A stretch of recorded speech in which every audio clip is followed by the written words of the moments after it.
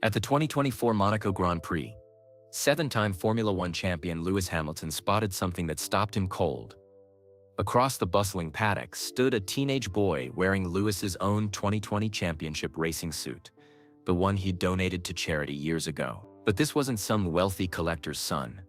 The suit was patched and faded, worn by a thin boy who looked like he had nothing in the world except dreams. When their eyes met, the boy ran. Lewis had two choices: return to his million-dollar Ferrari and forget what he'd seen, or chase down a stranger who reminded him of everything he used to believe about racing. What Lewis discovered would lead him on a journey from the streets of Monaco to the racing circuits of Europe, uncovering a story of loss, courage, and impossible dreams that would change both their lives forever. Sometimes the most important races happen off the track. The smell of burning rubber filled Lewis Hamilton's nose as he walked through the Monaco Grand Prix paddock. It was Thursday morning and the narrow streets of Monte Carlo buzzed with excitement. Fans pressed against the barriers, waving flags from every country. Camera flashes lit up the cloudy sky like tiny lightning bolts. Lewis wore his red Ferrari team shirt and smiled at the crowd. 2 years had passed since he left Mercedes to join the famous Italian team. The move shocked the racing world, but Lewis wanted a new challenge. He wanted to bring Ferrari back to winning ways. "Lewis! Lewis!" fans shouted in many languages. Children held out programs and caps for him to sign. Lewis loved this part of racing almost as much as driving fast cars. He stopped near the McLaren garage where bright orange cars sat waiting for practice. The mechanics worked like busy ants, checking every bolt and wire. Lewis remembered when he drove for McLaren years ago. Those were good times, but he was happy with Ferrari now. A young girl with curly hair pushed forward in the crowd. "Please sign this," she said in French, holding out a photo of Lewis winning at Silverstone. Lewis took his black marker and wrote his name carefully. "What's your name?" he asked in French. "Marie," the girl said with a big smile. "Keep dreaming big, Marie," Lewis told her. "Maybe someday you'll race too." As Lewis handed back the photo, something caught his eye. Across the walkway, near the metal barrier, stood a teenage boy. He looked about 16 years old, with dark skin and thin arms. But it wasn't the boy that made Lewis stop breathing for a moment. It was what the boy was wearing: a Mercedes racing suit. Not just any Mercedes suit, but Lewis's own suit from 2020. Lewis knew every mark on that white and silver fabric. He remembered the small tear near the left shoulder from when he celebrated his win at Silverstone, his home race in England. He remembered the oil stain on the chest from when he hugged his mechanic after crossing the finish line. That suit meant everything to Lewis. He wore it when he won his 7th World Championship, tying the record with the great Michael Schumacher. He wore it during the strange 2020 season when no fans could come to races because of illness spreading around the world. But how was this boy wearing it? Lewis had donated that suit to charity 3 years ago. A company that helped poor children around the world asked for something special to auction. Lewis gave them his championship suit without thinking twice. He never asked where it ended up. Now he knew. The boy stood quietly by the barrier, watching the cars with wide eyes full of wonder. The suit was too big for his thin frame. The sleeves hung past his wrists, and the pants bunched around his ankles. In several places, the white fabric was patched with different colored material. The boy had tried to fix the tears and holes, but he did it with care. Lewis could see that this suit meant something special to the boy too.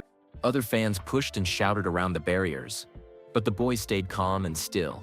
He didn't ask for autographs or take pictures. He just watched everything with the focus of someone who dreamed of being part of this world. Lewis felt his heart beat faster. Something about those eyes looked familiar. They reminded him of his own eyes, when he was young and dreaming of racing in Formula One.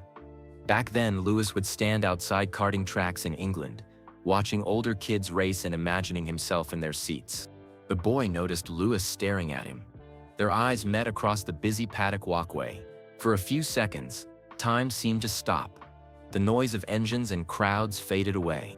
The boy's face showed surprise, then joy, then something else. Fear. Why would he be afraid? Lewis wondered. Before Lewis could wave or call out, the boy turned and ran. He pushed through the crowd like a scared animal, his too big racing suit flapping behind him. "Wait!" Lewis called out, but his voice was lost in the noise of the paddock. Lewis tried to follow, but fans surrounded him again. By the time he pushed through the crowd, the boy had disappeared completely. "Lewis, we need to go to the driver's meeting," said Marco Benedetti, his race engineer. Marco was a small Italian man with gray hair and worried eyes. He always made sure Lewis was on time for everything. Lewis looked around one more time, hoping to see the boy, but he was gone. During the driver's meeting, Lewis could barely focus. All 19 other Formula One drivers sat in plastic chairs, listening to the race director explain the rules for the weekend. They talked about safety and penalties and track limits. But Lewis kept thinking about the boy in his old suit. Who was he? How did he get the suit? Why did he run away? Max Verstappen, the Dutch driver who won the last 3 championships, noticed Lewis wasn't paying attention. "You okay, mate?" Max whispered. They were competitors on track, but friends off it. "Yeah, just thinking," Lewis whispered back. But he wasn't okay. Something about seeing that boy stirred feelings in Lewis's chest that he couldn't explain. It reminded him of being young and hungry and desperate to prove himself. It reminded him of when racing was about dreams instead of money and fame. That afternoon, Lewis walked through the paddock again, searching for the boy. He asked other drivers and team members if they had seen him. No one remembered. "Lewis, you need to focus on tomorrow's practice," Angela Cullen told him. Angela was Lewis's trainer and one of his closest friends. She had worked with him for over 10 years, helping him stay strong and healthy. She flew to Monaco from her home in New Zealand just to support him. "I know, Ange," Lewis said. But there was something about this kid, something special. Angela studied Lewis's face. She knew him better than almost anyone. She could tell when something really melly to him. "Tell me about it," she said. Lewis explained about the boy in the suit, about the patches and the careful repairs, about the look in the boy's eyes, and how he ran away. "Maybe he was just shy," Angela suggested. "Meeting your hero can be scary." "Maybe," Lewis said. But it felt like more than that. It felt like he was running from something. That evening, Lewis sat in his hotel room, overlooking Monaco's famous harbor. Expensive boats floated in the water like white swans. Rich people ate dinner at fancy restaurants.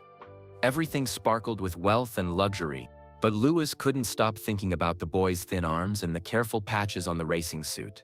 This was a kid who had very little but treasured what he had. Lewis picked up his phone and scrolled through photos from the day. He had taken a quick picture when he first saw the boy, hoping to remember him later. The image was blurry and far away, but you could see the boy clearly enough. Looking at the photo, Lewis made a decision. Tomorrow, instead of flying straight to the next race, he would stay in Monaco. He would find this boy and learn his story. Lewis had won 7 world championships. He had more money than he could spend in 10 lifetimes. He owned houses around the world and met presidents and movie stars. But something told him that finding this boy might be more important than any race he had ever won. Outside his window, the lights of Monaco twinkled like stars. Somewhere in this small, rich country was a teenage boy wearing Lewis's old racing suit, carrying dreams that Lewis recognized because he had carried them too. Lewis didn't know it yet, but finding that boy would change both their lives forever. The familiar flash of silver and white racing suit had shown Lewis something he thought he had lost years ago. It showed him why he started racing in the first place. Not for money or fame or trophies, for dreams. And tomorrow, Lewis would begin the most important race of his life. Not on a track with cars and checkered flags, but on the streets of Monaco, searching for a boy who reminded him of everything good about the sport he loved. Lewis woke up before his alarm clock rang. The Monaco sun streamed through his hotel window, painting golden lines across the marble floor. He had barely slept, thinking about the boy in his racing suit. At breakfast in the hotel restaurant, Lewis sat with his Ferrari team. The walls were covered with photos of famous people who had eaten there. Movie stars and princes smiled from golden frames. "Lewis, you seem quiet today," said Marco Benedetti, cutting his croissant in half. "Are you worried about qualifying?" Lewis stirred his coffee slowly. "Marco, yesterday did you see a teenage boy wearing an old Mercedes racing suit?" Marco thought for a moment. "No, I don't think so." "Why?" "It was my suit from 2020. The one I wore when I won the championship." The other Ferrari mechanics looked up from their breakfast. They all knew how much that season meant to Lewis. Maybe a fan bought it somewhere, suggested Tony, the chief mechanic. Rich collectors pay crazy money for driver suits. But Lewis shook his head. This kid wasn't rich. The suit had patches all over it. Someone had fixed it by hand, very carefully. Angela Cullen arrived at the table carrying her own coffee. She had been awake early too, planning Lewis's training schedule for the day. "Still thinking about that boy?" she asked, sitting down next to Lewis.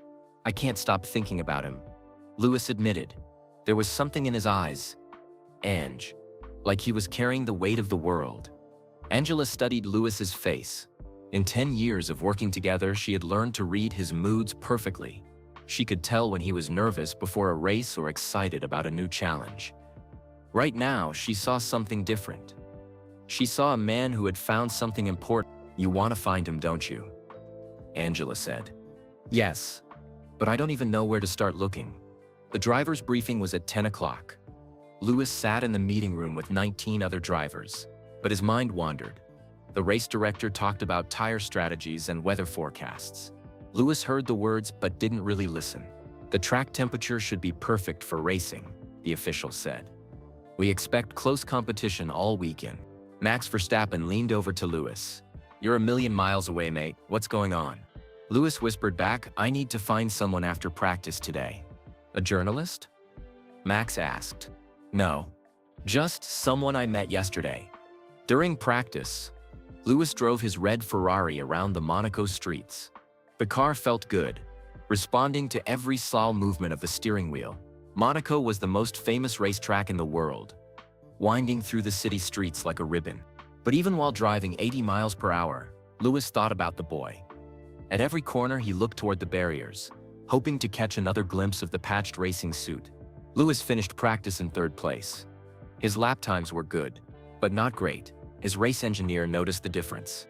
"Your concentration seems off today," Marco said through the radio. "Is everything okay?"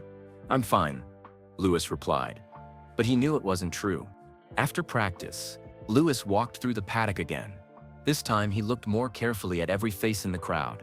Fans called his name and asked for photos, but Lewis barely heard them. He studied every teenager in the area. There were many young people, but none of them was the boy from yesterday. "Looking for someone?"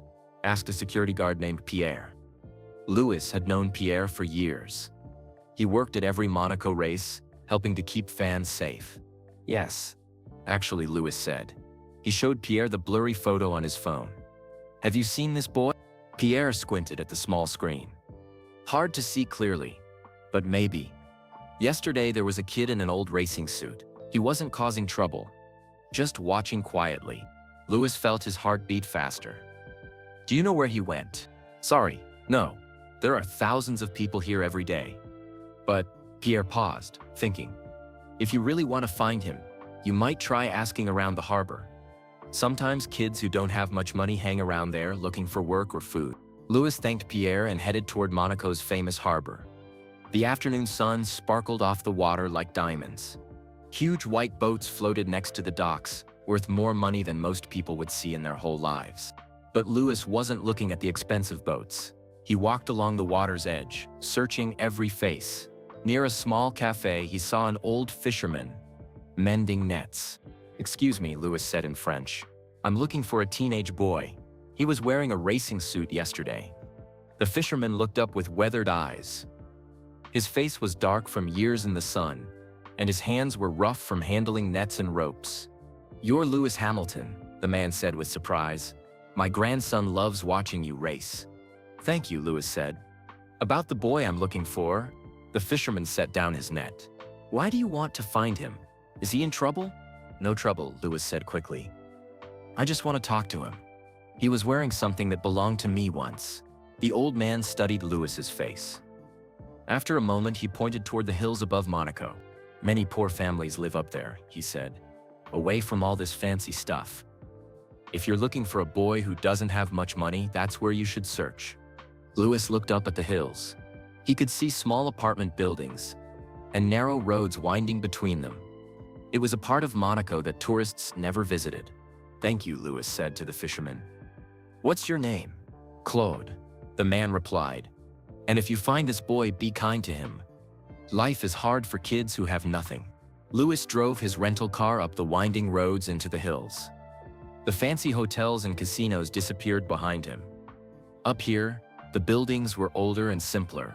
Laundry hung from balconies, and children played soccer in small courtyards.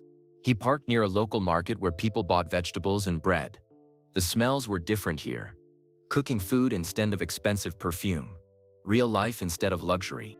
Louis walked between the market stalls, showing the photo on his phone to anyone who would look. Most people shook their heads politely. A few recognized Louis and seemed surprised to see him in their neighborhood. At a small food stand, a kind-looking woman with gray hair was serving soup to customers. Her sign said Maria's Kitchen in 3 languages. "Excuse me," Louis said in French. "I'm looking for someone." The woman looked up from her pot of soup. Her eyes widened when she recognized Louis. "You're Lewis Hamilton. What are you doing up here?" "I'm searching for a boy," Louis said, showing her the photo. "He was wearing an old racing suit. Have you seen him?" Maria wiped her hands on her apron and looked carefully at the phone screen. Her expression changed from curiosity to sadness. "Yes," she said quietly. "I know this boy." Louis felt relief flood through his body. "You do? What's his name?" "His name is David," Maria said. "David Okafor." "But," she paused, looking around nervously. "His story is not a happy one." "Please," Louis said. "I just want to help him." Maria studied Louis's face for a long moment. She seemed to be deciding whether to trust him. "Come," she said finally. "Sit down. Let me close my stand, and I'll tell you about David." Louis sat on a plastic chair while Maria packed away her soup and cleaned her cooking pots. Other vendors in the market watched curiously. They had never seen a Formula One driver in their neighborhood before. When Maria finished, she sat across from Louis. Her hands were folded in her lap, and her eyes were full of sadness. "David is a good boy," she began. "Very smart, very polite. But he has been through things that no child should experience." "What kind of things?" Louis asked gently. "He came here from very far away," Maria said. "From Africa. Nigeria. He came with his father, seeking a better life." Louis leaned forward. He knew his own heritage, traced back to Africa through his mother's family. Something stirred in his chest. "Where is his father now?" Louis asked. Maria's eyes filled with tears. "That's the sad part of the story. David's father died last year. He was killed in an accident while working." Louis felt like someone had punched him in the stomach. He thought about his own father, Anthony, who had worked 3 jobs to pay for Louis's early racing career. What would Louis have done without his father's support and love? What happened to David after that? Louis asked. "He has no family here," Maria said. "No papers, no money, nowhere to go. He should probably contact the authorities, but he's afraid they'll send him back to Nigeria." "Where does he live?" "Everywhere and nowhere. He sleeps in different places. Sometimes I let him stay behind my food stand. Sometimes other kind people help. But it's not a life for a 16-year-old boy." Louis's mind raced. A teenage boy alone in the world, living on the streets. No wonder he had looked scared when Louis spotted him. "Maria, where can I find David now?" She looked at Louis with hope in her eyes. "You really want to help him?" "Yes. More than anything." Maria reached into her pocket and pulled out a small, worn notebook. "David sometimes writes in this. Stories and drawings about racing cars. He dreams of being a driver someday. Like you." Louis took the notebook with trembling hands. The pages were filled with careful drawings of Formula One cars and racetracks. The handwriting was neat and precise. One page made Louis's throat tight with emotion. "Today I wore the suit of the greatest driver ever, Lewis Hamilton. When I put it on, I felt like I could fly. Maybe someday I will race too. Papa always said dreams can come true if you work hard enough." Louis closed the notebook carefully and handed it back to Maria. "Where is David now?" he asked again. "There's an old parking garage behind the buildings over there," Maria said, pointing up the hill. "Sometimes he sleeps there when it rains. But be careful. He might run again if he sees you." Louis stood up and shook Maria's hand. "Thank you for telling me his story." "Will you really help him?" Maria asked. "I promise," Louis said. As Louis walked toward the parking garage, he thought about David's words in the notebook. Dreams can come true if you work hard enough.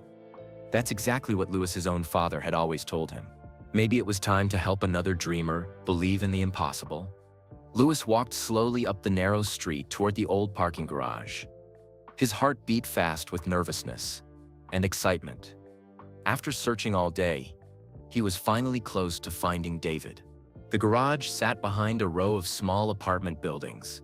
Paint peeled from its concrete walls and weeds grew through cracks in the ground. It looked like it hadn't been used for cars in many years. Louis stepped into the dark entrance. The air smelled like old oil and dampness. His footsteps echoed off the concrete walls as he walked deeper inside. "David?" Louis called softly. "I'm not here to hurt you. I just want to talk." Silence answered him.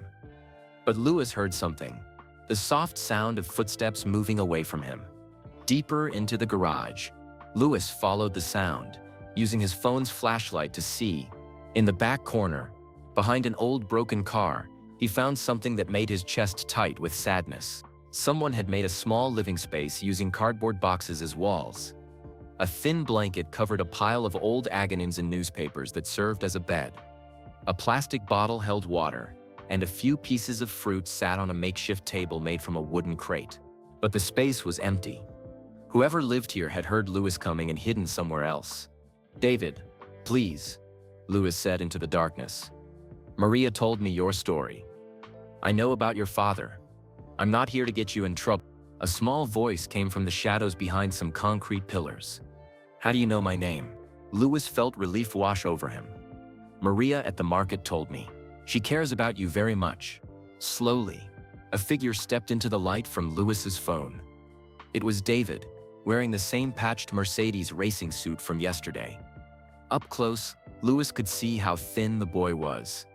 His cheekbones showed sharp against his dark skin, and his eyes looked tired. But those eyes still held the spark that Louis had recognized yesterday. The spark of someone who refused to give up, no matter how hard life became. "You're really Louis Hamilton," David said. It wasn't a question, just amazement. "Yes. And you're David Okafor from Nigeria." David looked surprised that Louis knew so much about him. He took a small step backward, ready to run if he needed to. "I'm not in trouble, am I?" David asked. "I didn't steal the suit. Someone at a charity shop gave it to me when I had no other clothes." "You're not in trouble," Louis said gently. "I donated that suit to charity years ago. I'm glad it found someone who appreciates it." David relaxed slightly, but still looked ready to run. "Why are you looking for me?" Louis sat down on the concrete floor, making himself less threatening. "Because when I saw you yesterday, you reminded me of myself when I was young." "You?" David said with disbelief. "But you're rich and famous. You probably never had problems like mine." Louis smiled sadly. "You might be surprised. When I was your age, people said I would never make it in racing. They said kids like me didn't belong in Formula One." "Kids like you?" "Black kids from poor families," Louis said honestly. "My dad worked 3 jobs to pay for my first racing cart. We lived in a small apartment and ate cheap food so we could afford racing."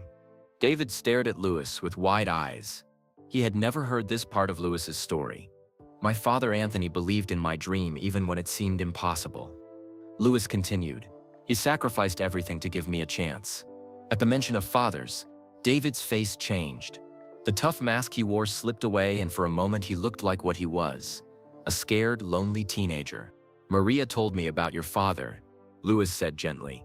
"I'm very sorry for your loss." David's eyes filled with tears, but he tried to hide them. "Papa loved racing. He watched every race on an old television in our apartment in Lagos.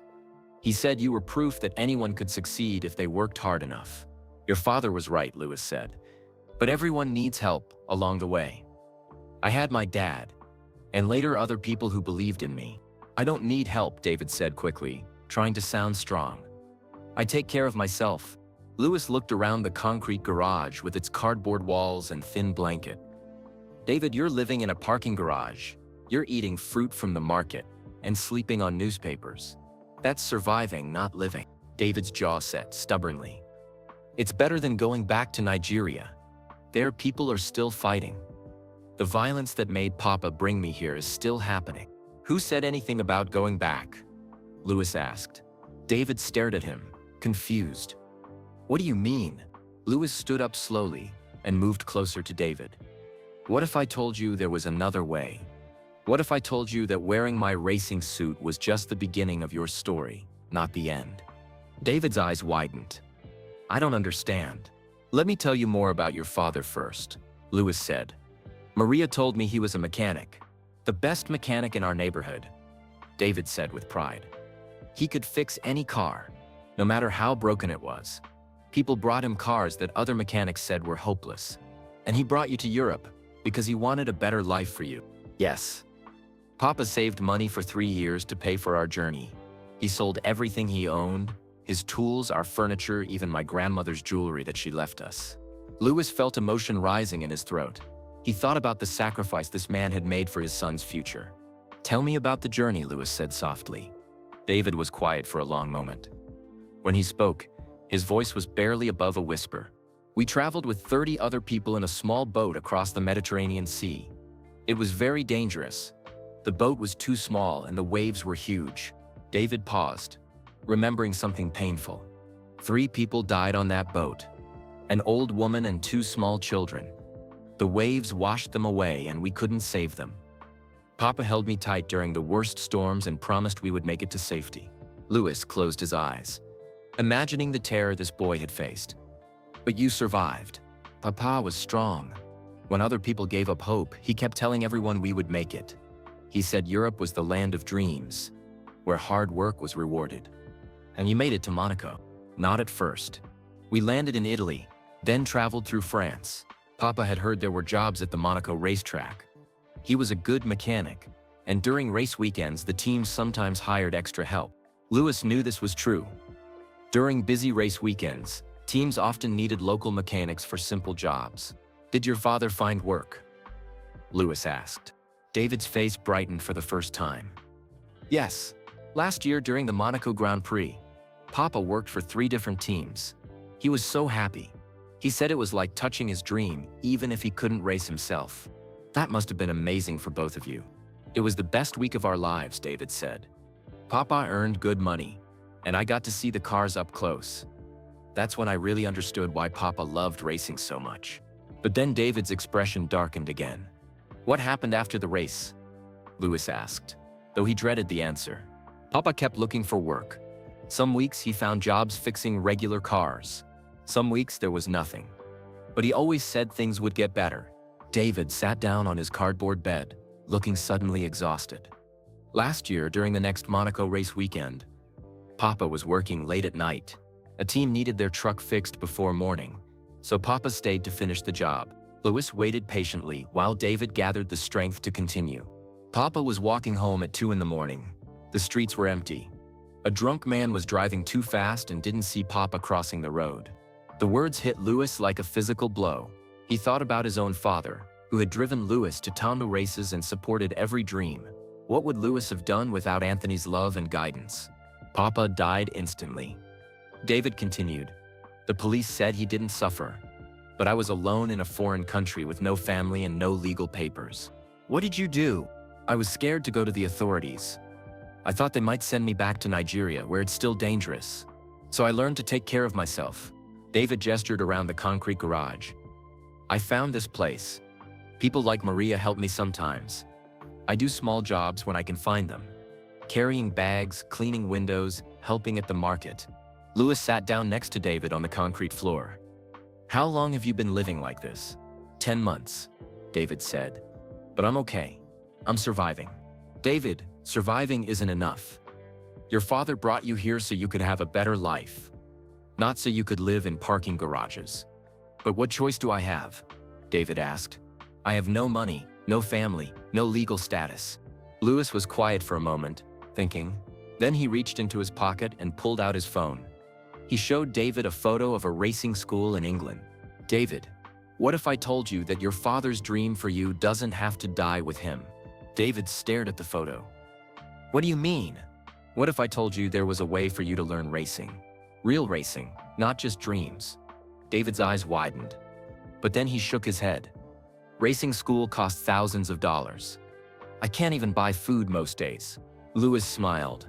What if money wasn't a problem? I don't understand. Lewis took a deep breath. This was the moment that would change both their lives forever. David, I want to sponsor you. I want to pay for racing school, for your education, for everything you need to chase your father's dream. David stared at Lewis in complete shock. You would do that for me? Yes. But there are conditions. David nodded eagerly. Anything. I'll do anything. You have to work harder than you've ever worked in your life.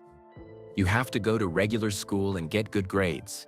You have to learn proper English and French. And you have to promise me something very important. What? Lewis looked directly into David's eyes. You have to promise that someday, when you're successful, you'll help another kid the way I'm helping you. David's eyes filled with tears that he couldn't hold back anymore. Why? Why would you do this for me? Lewis thought about his own journey from a small apartment in England to Formula One champion, about all the people who had helped him along the way. Because someone helped me once too, Lewis said. And because when I saw you wearing my old suit, I saw something special. What did you see? I saw the same fire in your eyes that people saw in mine when I was young. The fire that makes champions. David wiped his tears with the sleeve of the patched racing suit. What happens now? Lewis stood up and extended his hand to David. Now we start making your father's dream come true. David stared at Lewis's outstretched hand for a long moment. His whole life had taught him to be careful about trusting people, but something in Lewis's eyes told him this was real. Slowly, David reached out and took Lewis's hand. It felt warm and strong, like his father's hand used to feel. What happens first? David asked, his voice shaking with excitement and fear. First, we get you out of this garage, Lewis said, looking around at the cardboard walls and concrete floor. You need a real bed, good food, and clean clothes. I can't pay for a hotel, David said quickly. You're my guest, Lewis replied. Come on, let's go. They walked out of the dark garage together. David carried his few belongings in a small plastic bag. The notebook Maria had shown Lewis, a water bottle, and a change of clothes. Outside, Angela Cullen waited by Lewis's rental car. She had been worried when Lewis didn't return the hotel for dinner. Lewis, there you are, Angela said. Then she saw David and smiled warmly. You must be the young man Lewis has been searching for. This is David, Lewis said. David, meet Angela. She's been helping me win races for 10 years. Angela shook David's hand gently. It's nice to meet you, David. Lewis has told me a lot about you. David looked confused. He has? He said you have something special, Angela said. Something that can't be taught.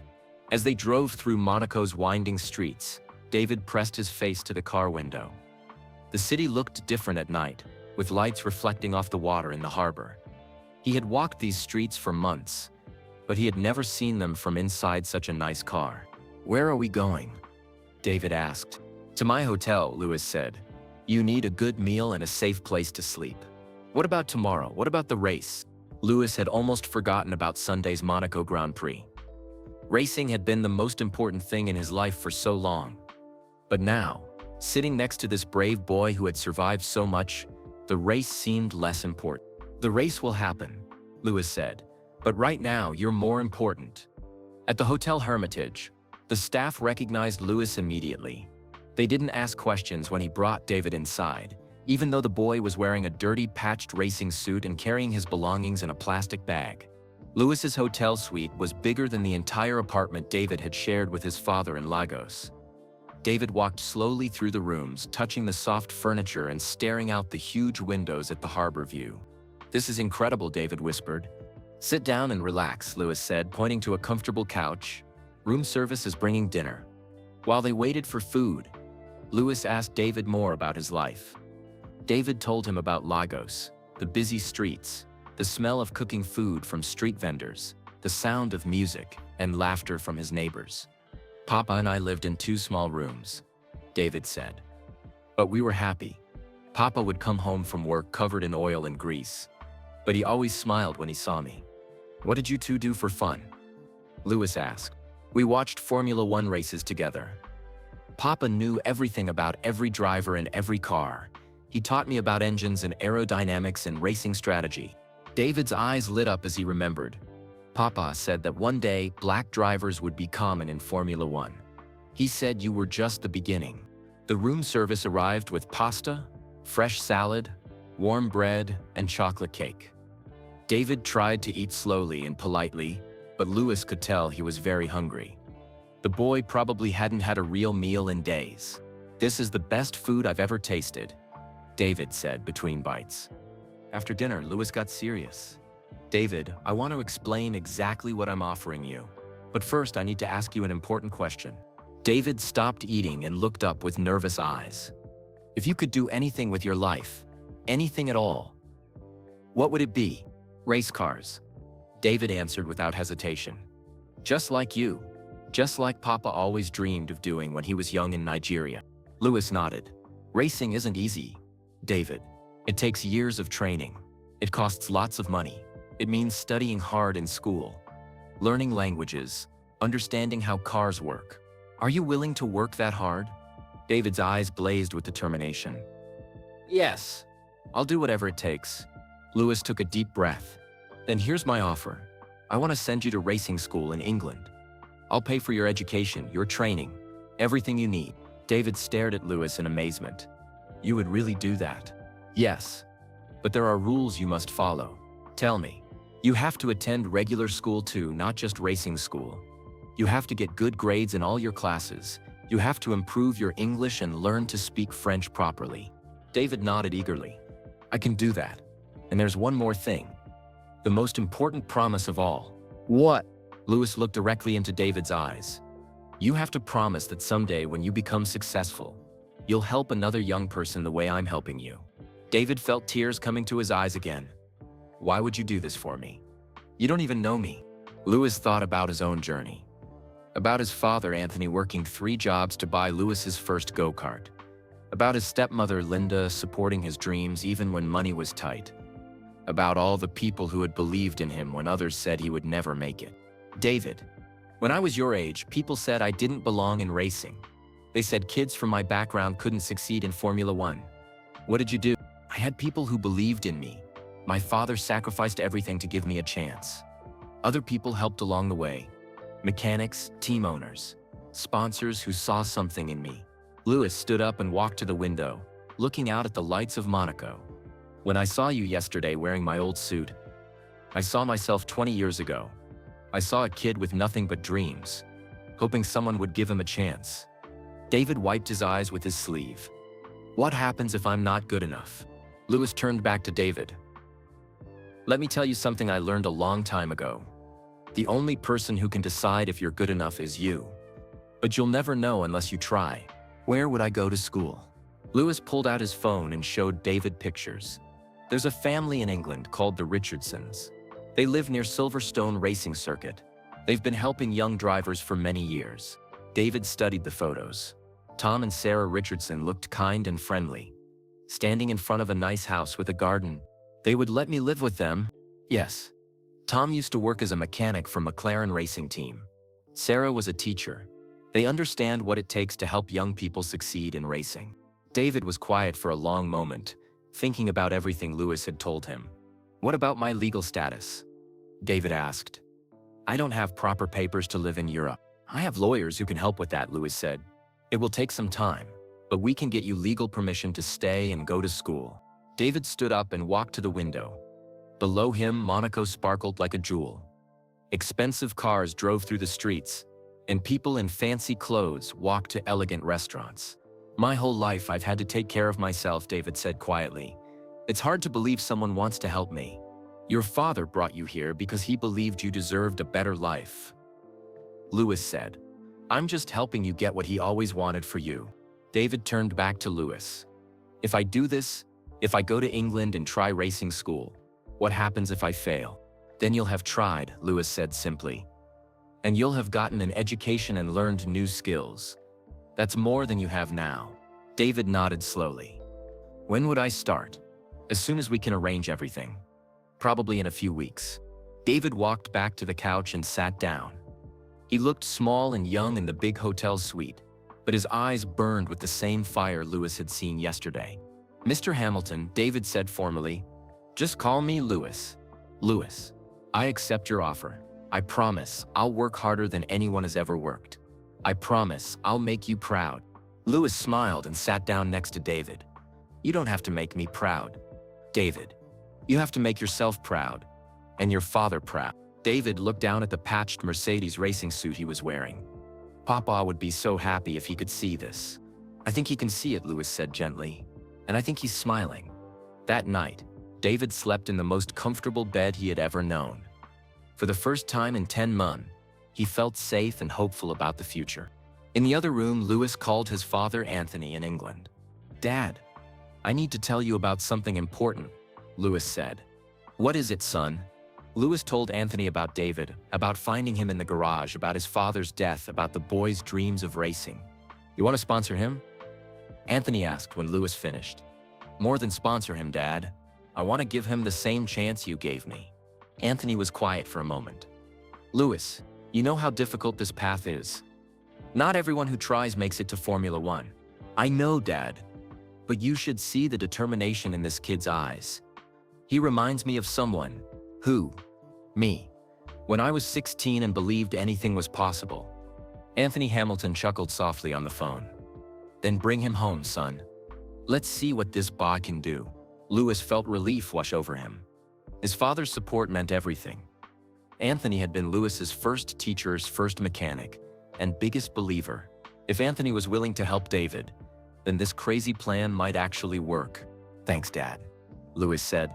I'll call you tomorrow with more details. After hanging up, Lewis checked on David. The boy was fast asleep in the guest bedroom, still wearing the patched racing suit. Even in sleep, David's face looked peaceful for the first time since Lewis had met him. The next morning was race day. Lewis woke up early and found David already awake, sitting by the window and watching the sunrise over Monaco's harbor. Good morning, Lewis said. How did you sleep? Better than I have in months, David replied. Is today really the race? Lewis had almost forgotten about the Monaco Grand Prix. Usually, race day was the most important day of his life. But today felt different. Today, he had something more meaningful to think about. Yes, it's race day, Lewis said.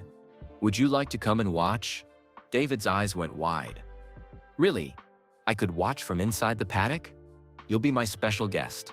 At the track, David walked beside Lewis through the Ferrari garage. Mechanics prepared the bright red car that Lewis would drive in a few hours. The smell of fuel and rubber filled the air, and the sound of engines echoed off the concrete walls. This is incredible, David whispered, trying not to get in anyone's way. Marco Benedetti, Lewis's race engineer, noticed David right away. Who's your young friend? Marco asked, in Italian. This is David, Lewis replied, also in Italian. He's gonna be a racing driver someday. Marco looked at David's patched Mercedes suit and raised his eyebrows. But he smiled kindly and shook David's hand. Welcome to Formula One, Marco said in English.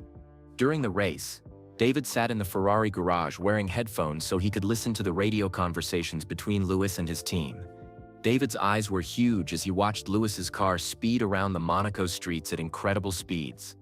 Lewis drove well, but not perfectly. His mind kept wandering to the boy sitting in his garage. He finished the race in 4th place. Good, but not great. Sorry I didn't win, Lewis told David as he climbed out of his car after the race. Are you kidding? David said with excitement. That was the most amazing thing I've ever seen. You were going so fast around those corners. Lewis laughed. David's enthusiasm reminded him why he had fallen in love with racing in the first place. That evening, Lewis and David flew to London together. It was David's first time on an airplane. He pressed his face to the window during takeoff, watching Monaco disappear below them. I can't believe I'm really leaving, David said quietly. Are you scared? Lewis asked. A little, but also excited. Papa always said that brave people feel scared but do the right thing anyway. Your papa was a wise man. They landed at Heathrow Airport late at night. Lewis's father, Anthony, waited for them at arrivals, along with Tom and Sarah Richardson. Anthony Hamilton was shorter than Lewis, with gray hair and kind eyes.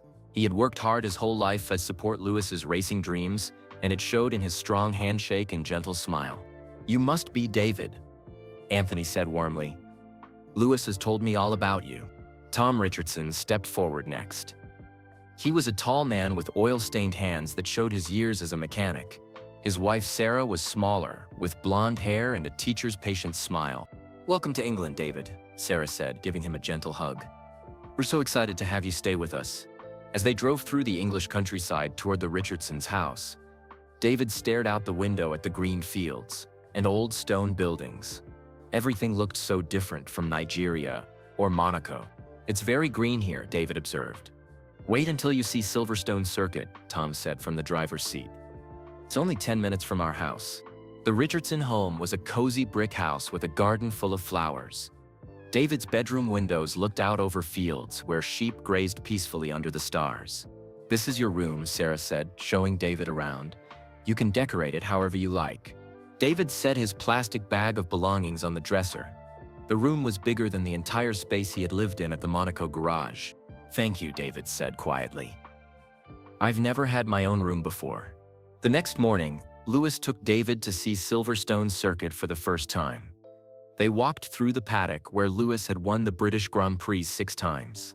"This is where dreams come true," Lewis told David as they stood on the starting line, but only with lots of hard work.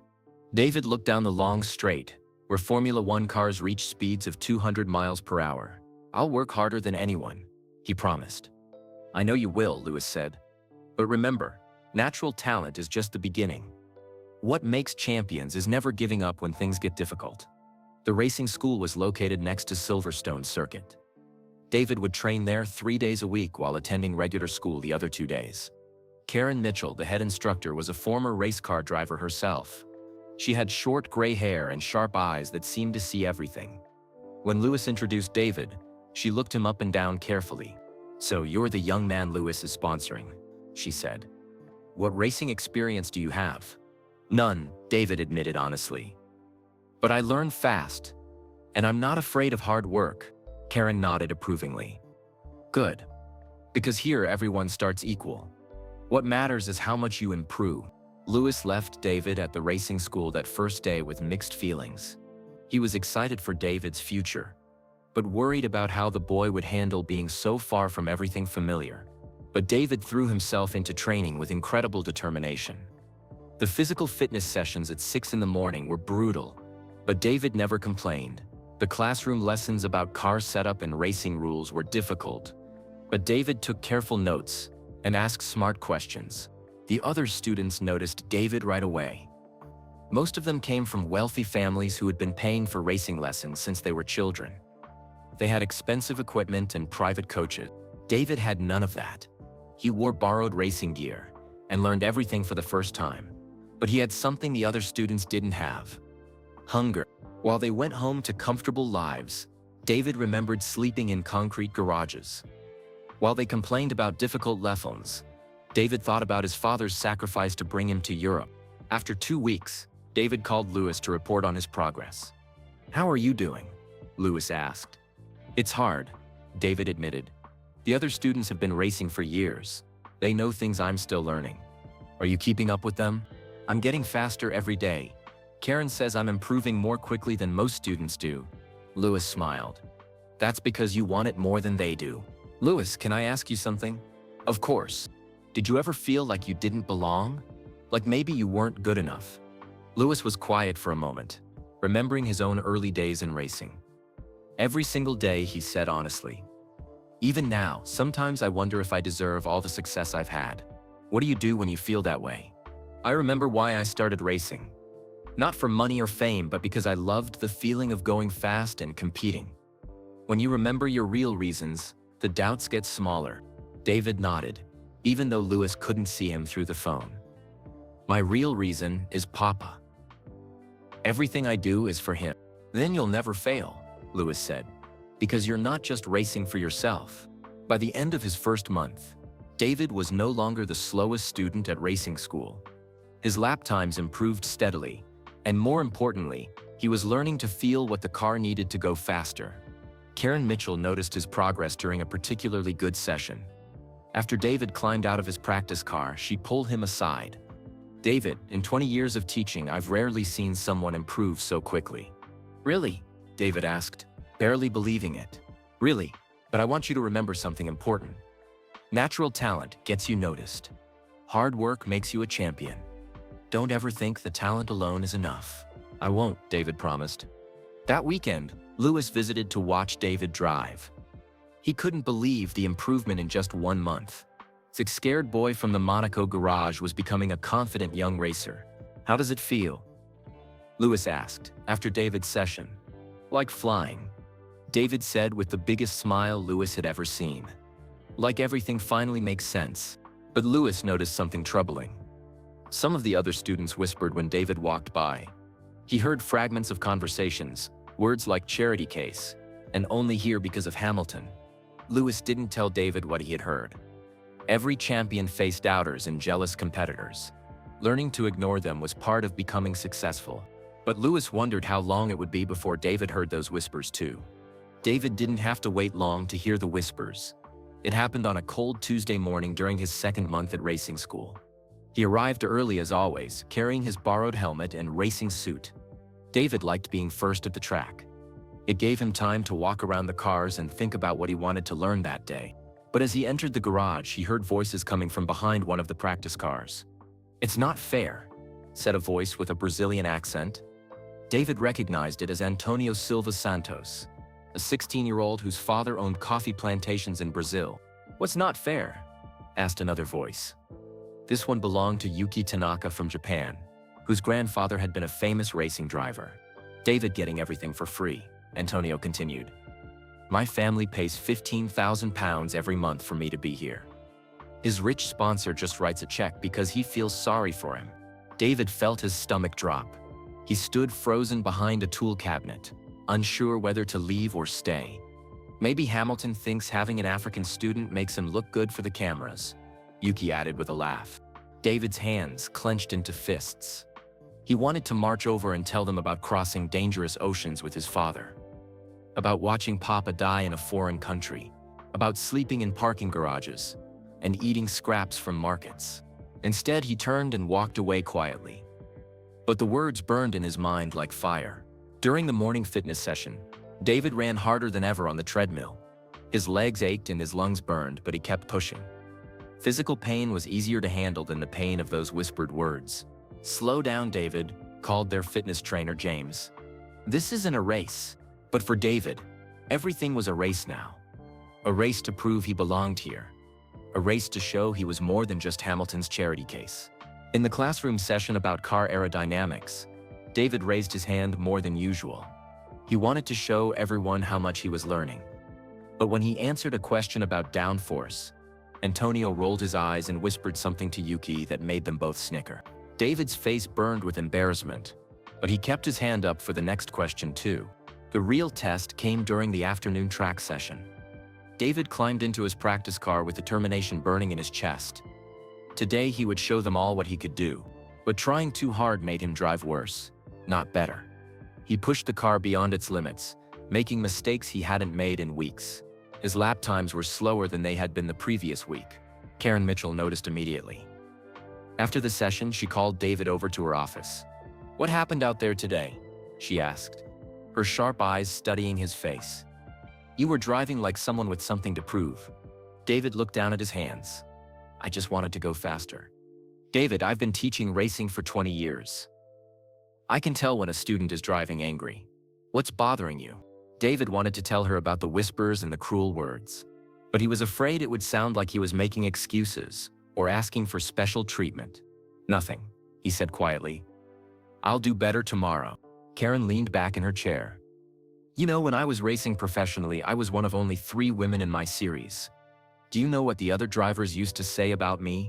David looked up, curious. "They said I only got my ride because the team needed a woman for publicity. They said I would never be fast enough to compete with men. They said I was taking a seat away from someone who deserved it more." "What did you do?" "At first, I got angry. I tried to prove them wrong by driving too aggressively. But that just made me crash more and gave them more reasons to doubt me." Karen stood up and walked to her window, looking out at the practice track. "Then my old mentor gave me the best advice I ever received. He said, 'Karen, let your driving do the talking. Everything else is just noise.'" David nodded slowly, understanding. Whatever people are saying about you, David, remember that you earned your place here the moment you got in that car and showed natural talent. Lewis Hamilton doesn't sponsor people out of pity. He sponsors winners. That evening at the Richardson house, David sat in his room staring at the homework he was supposed to finish. Math problems and English essays seemed pointless when his mind was full of angry thoughts. Sarah Richardson knocked gently on his door. "David? Dinner's ready." "I'm not very hungry," David replied.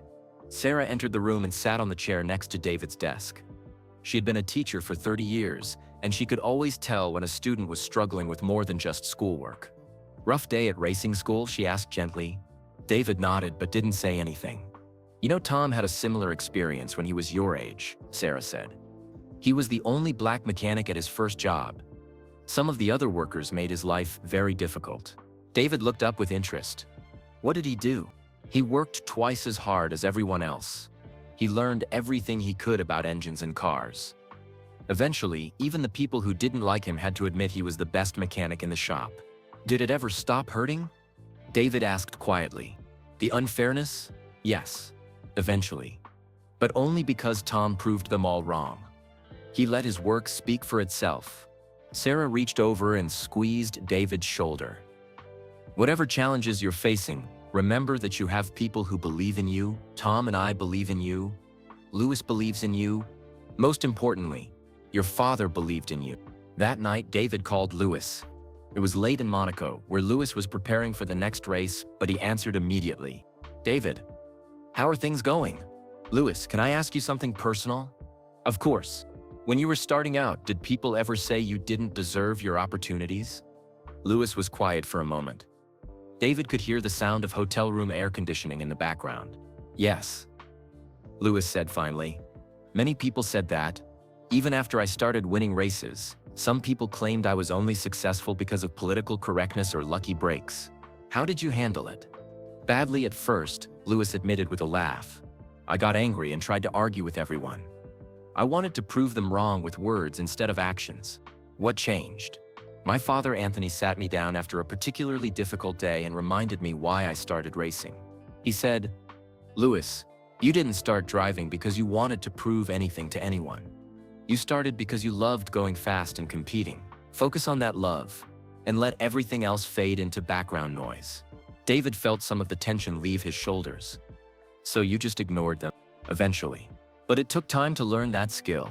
And you know what? Some of those people who doubted me became my biggest supporters once I started winning consistently." "What if I'm not good enough to win consistently?" "David, let me tell you about your lap times from last week." Lewis had been getting regular reports from Karen Mitchell about David's progress. "Your fastest lap was only 2 seconds slower than the track record for that car. Most students take 6 months to get within 5 seconds of that record.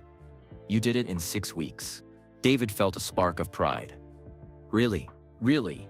But more importantly, Karen tells me you're one of the smartest students she's ever taught. You understand car setup and racing strategy better than kids who have been racing for years. Then why do I feel like I don't belong?" "Because you care," Lewis said simply. "The students who don't care don't worry about belonging.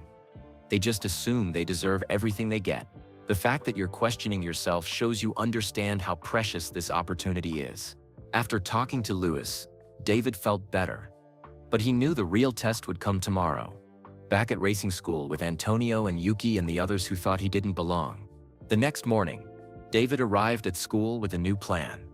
Instead of trying to prove himself with words or by showing off, he would focus on learning and improving. He would let his driving do the talking, just like Karen had suggested. During the morning classroom session about tire compounds, David listened carefully, but didn't raise his hand unless he had a genuinely important question. When Antonio made a sarcastic comment about scholarship students, David ignored it completely. But the real test came during the afternoon track session.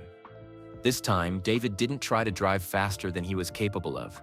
Instead, he drove smooth, consistent laps, focusing on technique rather than raw speed. The results spoke for themselves. David posted his fastest lap time yet, fast enough to beat several students who had been racing much longer than him. As David climbed out of his car, he saw Antonio and Yuki looking at the timing sheets with confused excursions. Their whispered conversations had stopped. Emma Walsh, the Australian girl who had always been friendly to David, walked over with a big smile. "Brilliant driving today, David," she said loud enough for everyone to hear. "That was some of the smoothest car control I've ever seen." "Thanks, Emma," David replied, but he didn't let the compliment go to his head. This was just one good day. He had many more to prove himself.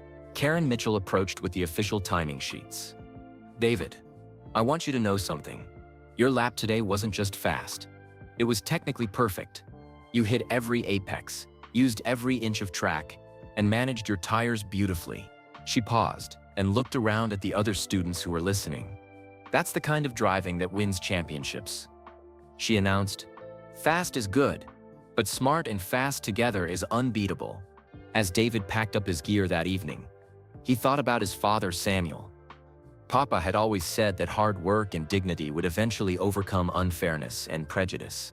Today, for the first time since arriving at racing school, David felt like he truly belonged there. But he also knew this was just the beginning. The whispers might stop for now, but there would be other challenges ahead. Other people who would doubt him or try to make him feel small. The difference was that now David had a plan for handling them. He would let his driving do the talking, just like Lewis had learned to do. And if his driving was good enough, eventually even his harshest critics would have to admit that David Okafor belonged exactly where he was. 3 months into racing school, David had become one of the fastest students.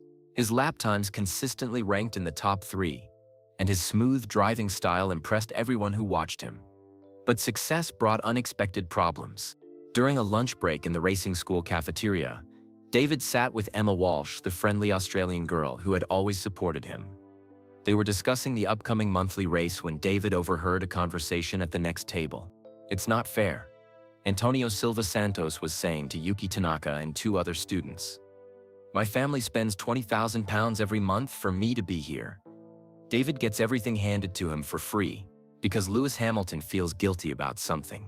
Maybe Hamilton thinks having an African protege makes him look good to the media," added Marcus Weber, a German boy whose father owns several car dealerships.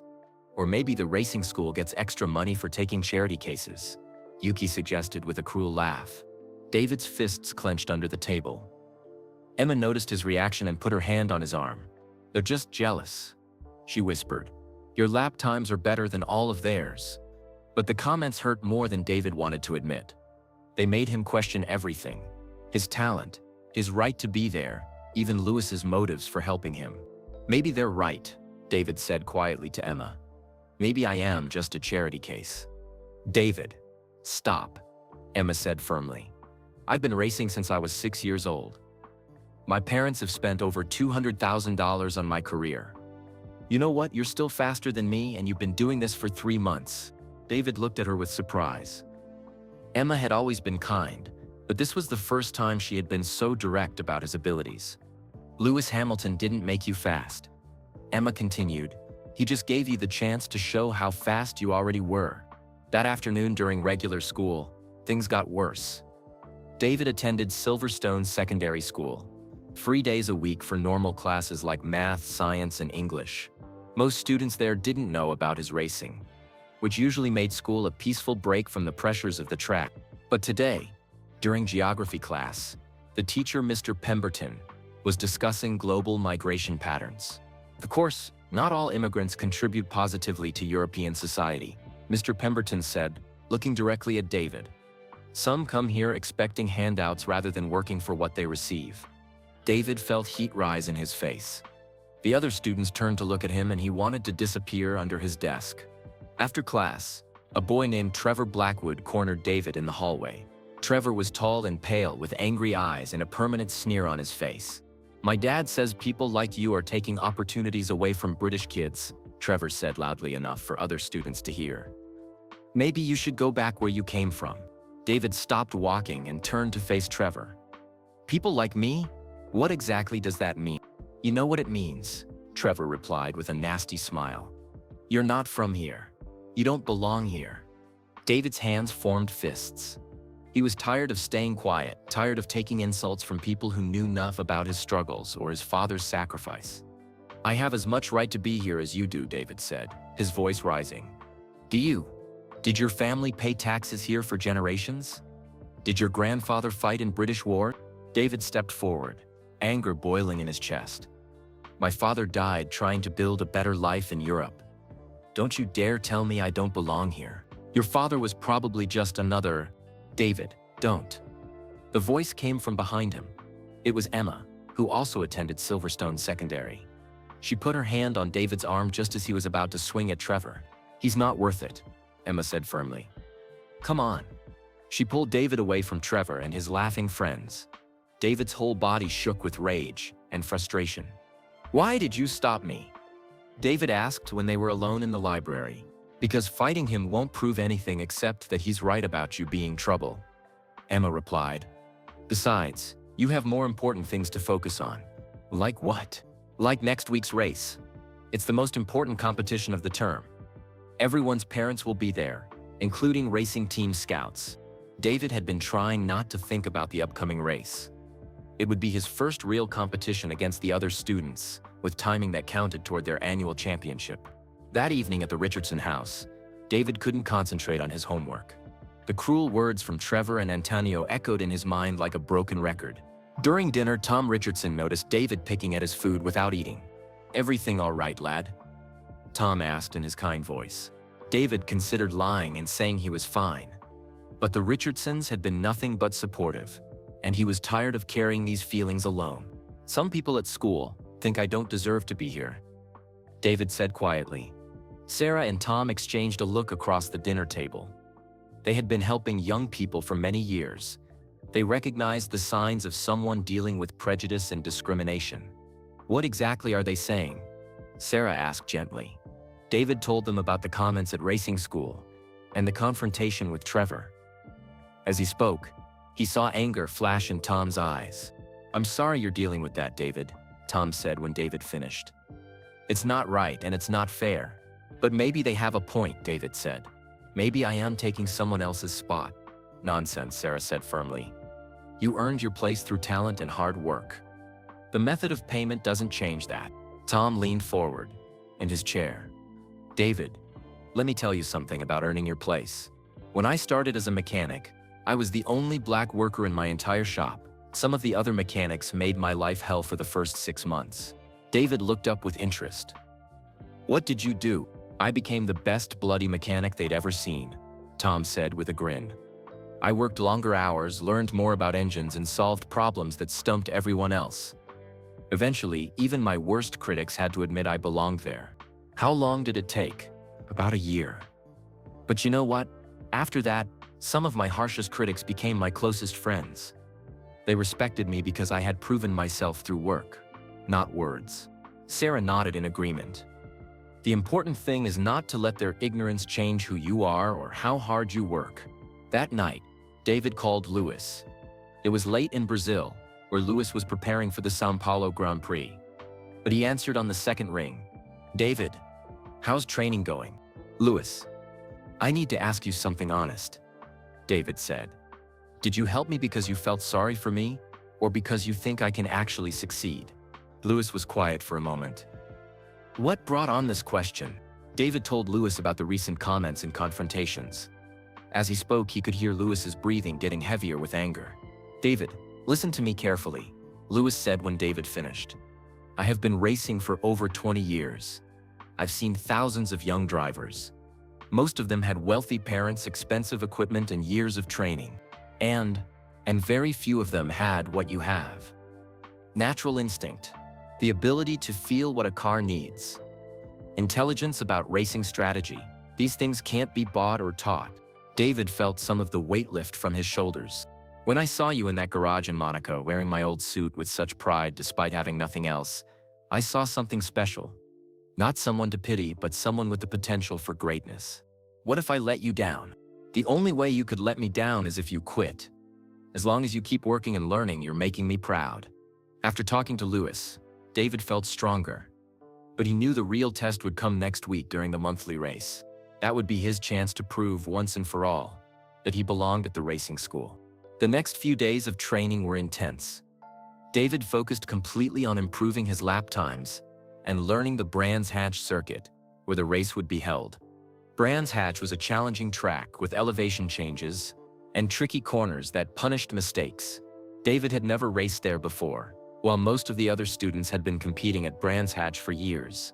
During practice sessions, David studied every corner carefully.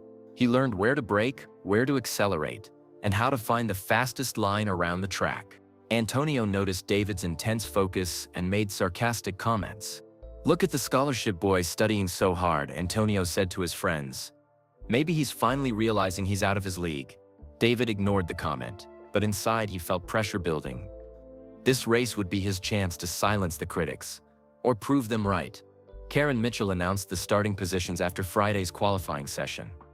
David had earned third place on the starting grid, an impressive result for someone so new to racing. But Antonio had qualified second, right alongside David on the starting grid. As they walked back to the garage after qualifying, Antonio bumped into David on purpose. "Enjoy your front row start," Antonio whispered so only David could hear. "It's the last time you'll be ahead of me." David didn't respond, but his jaw tightened with determination. That evening, Lewis called to wish David good luck. "How are you feeling about tomorrow?" Lewis asked. "Nervous," David admitted, "but ready. Remember what I taught you about pressure. It's not something that happens to you. It's something you create for yourself. Just drive your own race and let your natural talent take over. What if I make mistakes? Then you'll learn from them. That's what racing is about, constant learning and improvement." Lewis, "Yes, thank you for believing in me when no one else would." David, "By tomorrow evening, lots of people will believe in you, including some who don't believe in you right now." Saturday morning dawned gray and drizzly. Typical British weather that would make the race more challenging and dangerous. David arrived at the track early and walked around the circuit one more time, memorizing every bump and curve. In the driver's briefing, Karen Mitchell explained the rules. "This is a 20-lap race. Points count toward your annual championship. Drive hard but drive smart. Your safety is more important than any position." As the drivers walked to their cars, David felt his heart pounding with anticipation. This was it, his chance to show everyone what he could do. He thought about his father Samuel, who had dreamed of racing, but never got the chance. He thought about Lewis, who had taken a risk by sponsoring an unknown boy from the streets of Monaco. He thought about the Richardsons, who had opened their home to him. But most of all, he thought about himself. About the long journey from sleeping in parking garages to totting third in a real race. As David climbed into his car and fastened his helmet, he made a silent promise. Whatever happened in the next 20 laps, he would drive with courage and dignity. He would make his father proud. The other cars lined up on the starting grid behind him. David could see Antonio in the car alongside him, talking animatedly with his mechanic. In the grandstand, Tom and Sarah Richardson found seats where they could watch the entire race.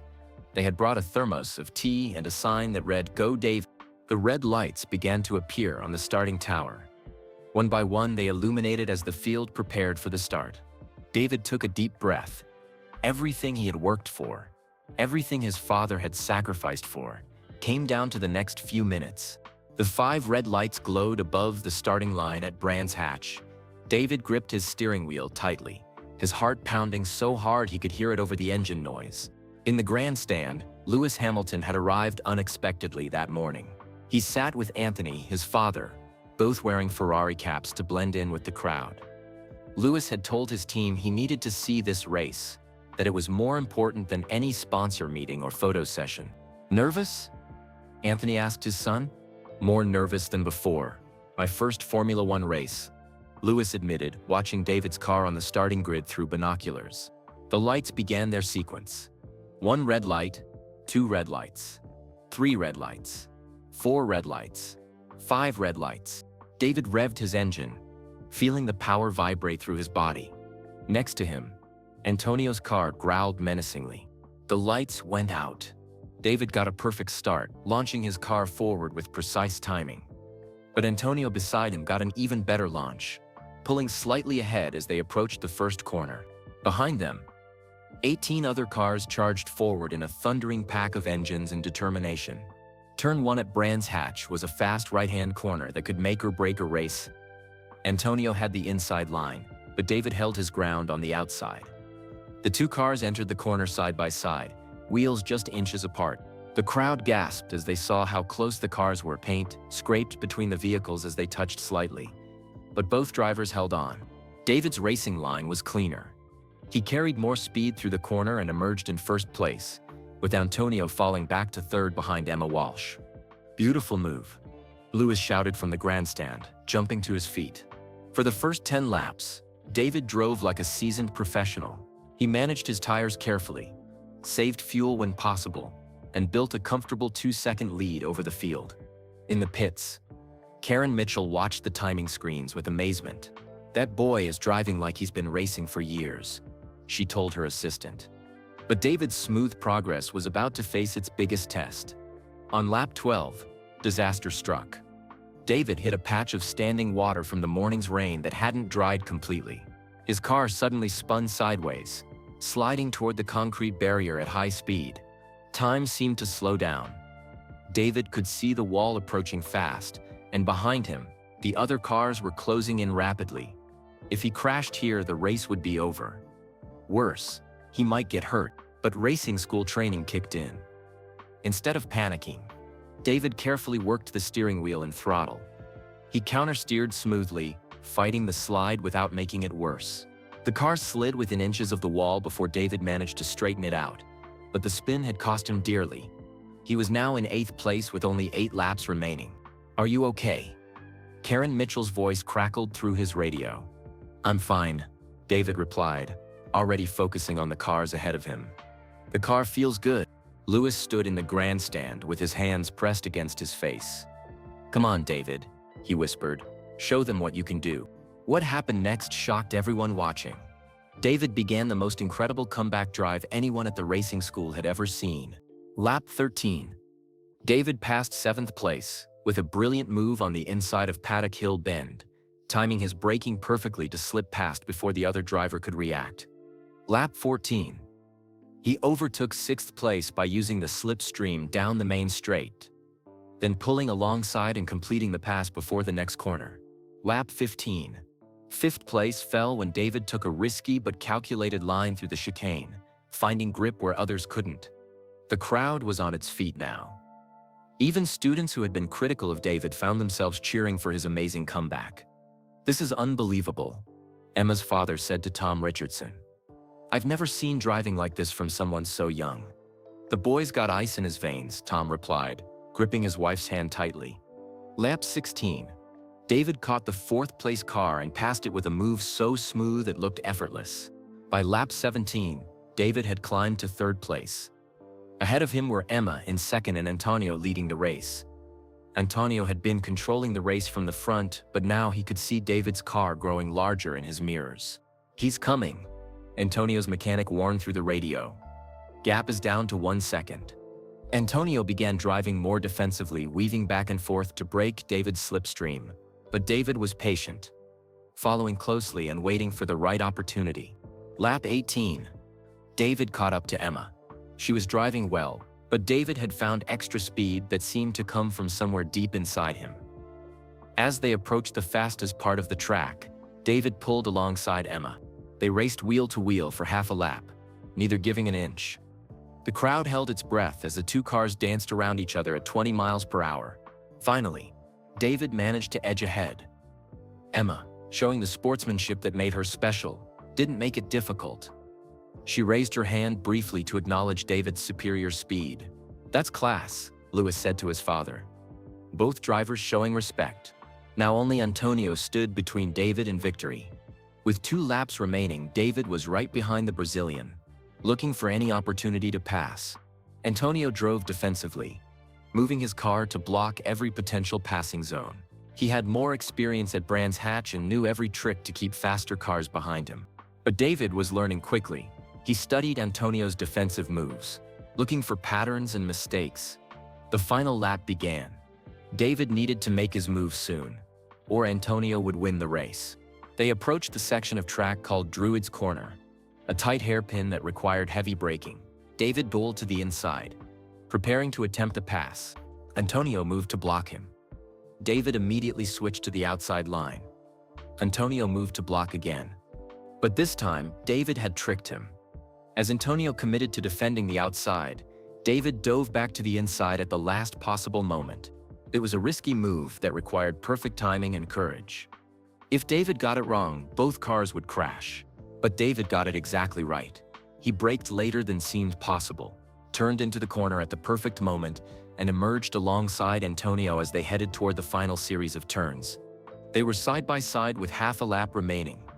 The crowd was screaming so loudly that drivers could hear it over their engines. Antonio had the inside line for the next corner, but David had slightly better speed on the outside. They entered the turn exactly together, wheels just inches apart. Neither driver backed down. This was racing at its purest, two competitors giving everything they had with no room for error.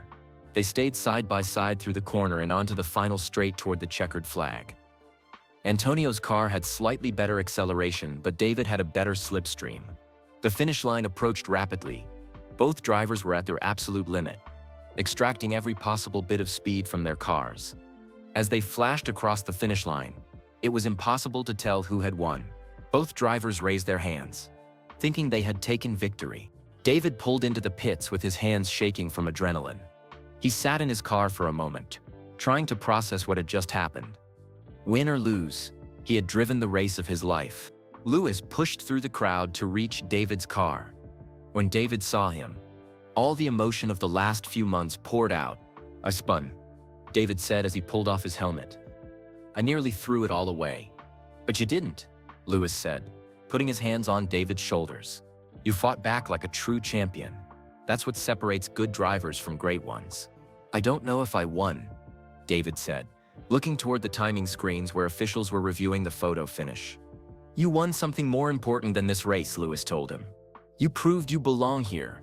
Tom and Sarah Richardson fought their way through the crowd to reach David. Sarah had tears in her eyes. Tom's face beamed with pride. "That was magnificent driving, lad," Tom said.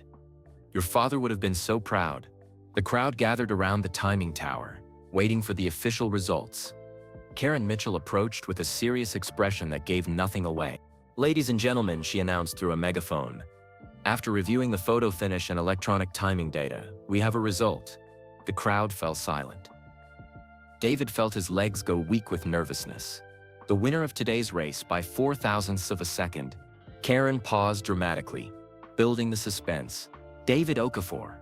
The crowd erupted in cheers. Even some of the students who had been critical of David found themselves applauding his incredible comeback victory. David's legs gave out, and he sat down hard on a tire barrier, overwhelmed by emotion. 0.04 of a second, less than the blink of an eye, separated victory from defeat. Lewis knelt down beside David. "How does it feel to win your first race?" "Like a dream," David whispered. "Like everything Papa went through was worth it." But their celebration was interrupted by an angry voice behind them. "This is garbage!" Antonio shouted, his face red with fury. The timing system must be wrong. His father, Ricardo Silva Santos, had flown in from Brazil for the race. He marched over to Karen Kintlin with his son behind him. "I demand a recount," Ricardo said in accented English. "My son has been racing for 8 years. He doesn't lose to beginners." Karen Mitchell held up the official timing printout. "The electronic timing is accurate to 1,000th of a second. David won fairly." "This is political correctness," Ricardo continued loudly. "You gave the win to the African boy to make yourselves look good." The crowd fell silent. This was the moment David had been dreading, when his victory would be questioned not because of his driving but because of his skin color. Lewis Hamilton stepped forward, his famous face immediately recognizable to everyone present. "Mr. Santos," Lewis said calmly but firmly, "I watched every lap of this race. Your son drove well, but David drove better. The result is fair and accurate." Ricardo's face grew even redder when he realized he was arguing with a 7-time Formula One world champion. "You would say that," Ricardo sputtered. "You sponsored him." "I sponsored him because he has talent," Lewis replied. "Today, he proved that talent to everyone watching." Emma Walsh stepped forward to support David.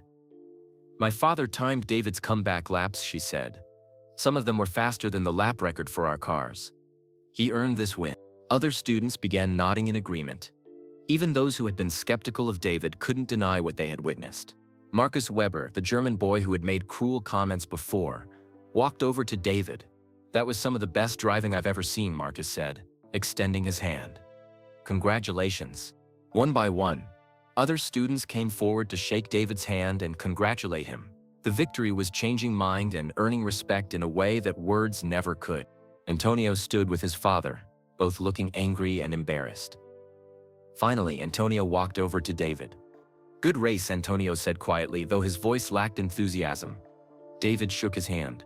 "Thank you. You drove well too." It wasn't a warm reconciliation, but it was acknowledgement that the better driver had won that day. As the crowd began to disperse, Lewis pulled David aside. "How do you feel now about belonging here?" Lewis asked. David looked around at the racing school, at the cars, at the other students who were now treating him with respect. "Like I earned my place," David said with a smile. "You did more than earn it," Lewis replied. "You claimed it." That evening at the Richardson house, David called his father, Samuel's old friend in Lagos, to share the news. The man wept with joy when David told him about the victory. "Your papa is watching from heaven," the friend said. "He always knew you would make him proud." As David went to sleep that night, he thought about the long journey from the streets of Monaco to victory at Brands Hatch. It had taken courage, determination, and the help of people who believed in him. But most importantly, it had taken the willingness to prove himself through action, rather than words. Tomorrow would bring new challenges, new doubts to overcome, and new races to win. But tonight, David Okafor was exactly where he belonged, in bed in a safe home, dreaming of an even brighter future. David woke up the next morning with sunlight streaming through his bedroom window and the sound of sheep bleating in the fields outside. For a moment, he thought the race had been a dream. Then he saw the small trophy sitting on his dresser, and everything came flooding back. He had won. Against all odds, despite spinning and falling to 8th place, he had fought back to victory. Downstairs, Sarah Richardson was making breakfast when David entered the kitchen. She looked up with the brightest smile he had ever seen from her. "There's our champion," she said warmly. "How does it feel to wake up as a race winner?" "Different," David said honestly. "Like something changed inside me yesterday."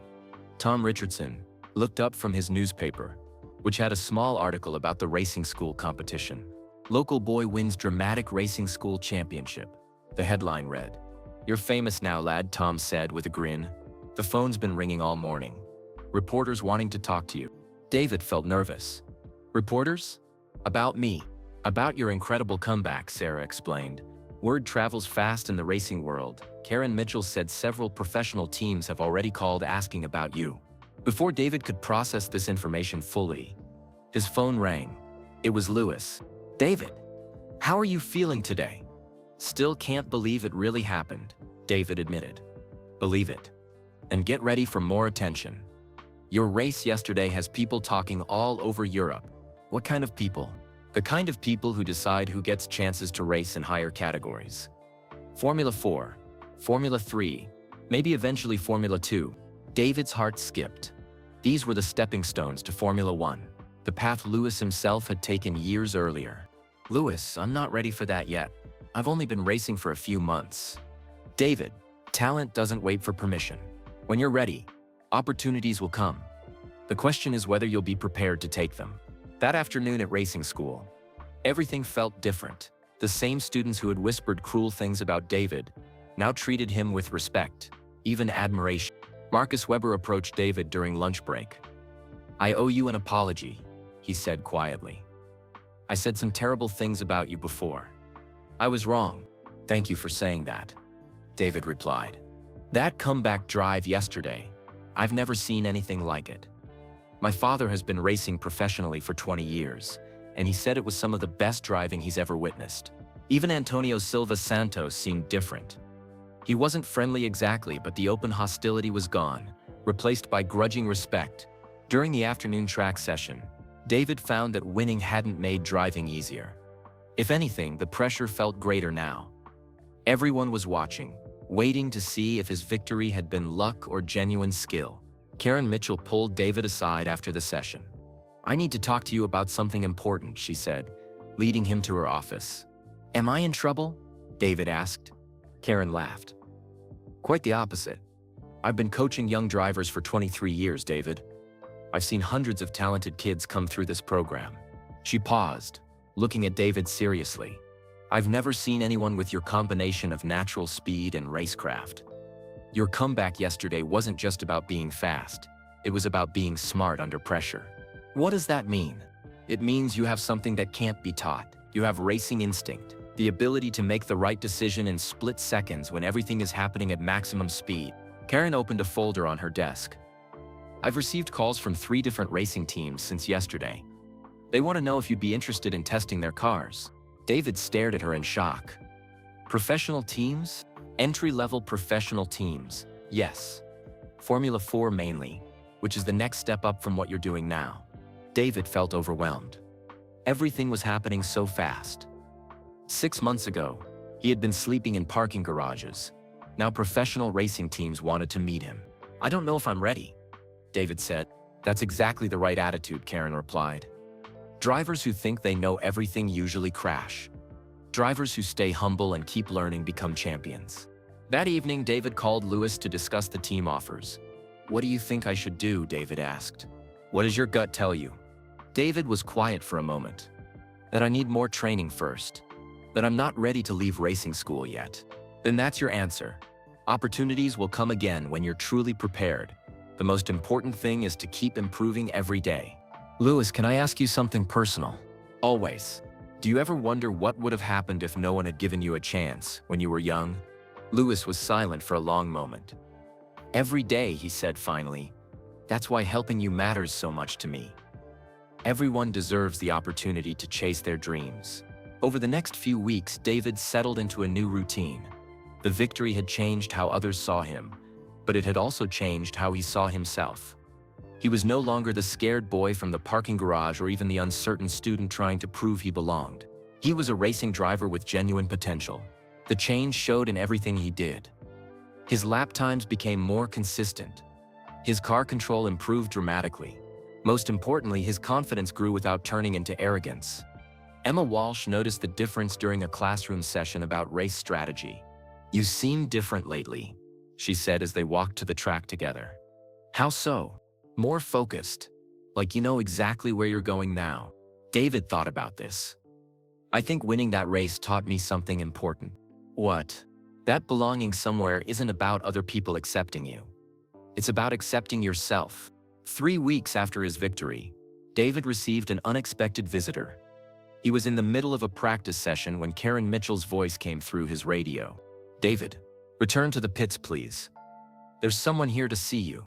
David drove back to the garage, wondering who could be visiting. When he climbed out of his car and removed his helmet, he saw a tall black man in an expensive suit waiting by the timing screens. David Okafor, the man said with a slight accent. My name is James Kwame. I represent the African Racing Development Foundation. David shook his hand, confused. I've never heard of that organization. We're new, James explained. Started by successful African businessmen who want to help young African drivers reach Formula 1. James handed David a business card. We've been following your progress since your victory at Brands Hatch. We're very impressed. Thank you, but I already have a sponsor. Lewis Hamilton has been incredibly generous. We know about Lewis's support, and we respect it greatly. We're not here to replace him. We want to add to what he's already providing. James opened a leather briefcase and pulled out some documents. We want to offer you additional funding for advanced training, plus connections to racing teams across Africa. There are opportunities emerging in countries like South Africa, Kenya, and Nigeria. At the mention of Nigeria, David's heart skipped. His father's homeland. Nigeria has racing teams? A growing motorsport scene. Yes. And they're very interested in supporting a young Nigerian driver who might someday reach Formula 1. David studied the documents James had given him. The offer was generous, additional money for equipment, training, and travel to racing competitions across Europe. This is very kind, David said. But I need to discuss it with Lewis and my guardians before making any decisions. Of course. Take your time. Here's my card. Call me when you're ready to talk. After James left, David sat in the garage thinking about the unexpected offer. The idea of connecting with his father's homeland was appealing, but he also felt loyal to Lewis, who had given him everything.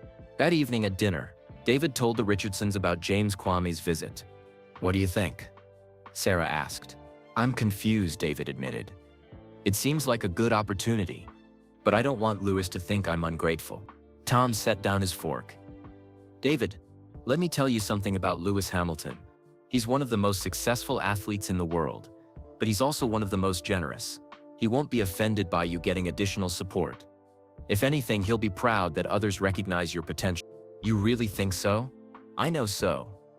Lewis's goal isn't to control your career, it's to help you succeed in whatever way possible. When David called Lewis that night, his mentor's reaction proved Tom right. That's fantastic news. Lewis said when David explained about the African Racing Development Foundation. More support means more opportunities. You're not upset, David.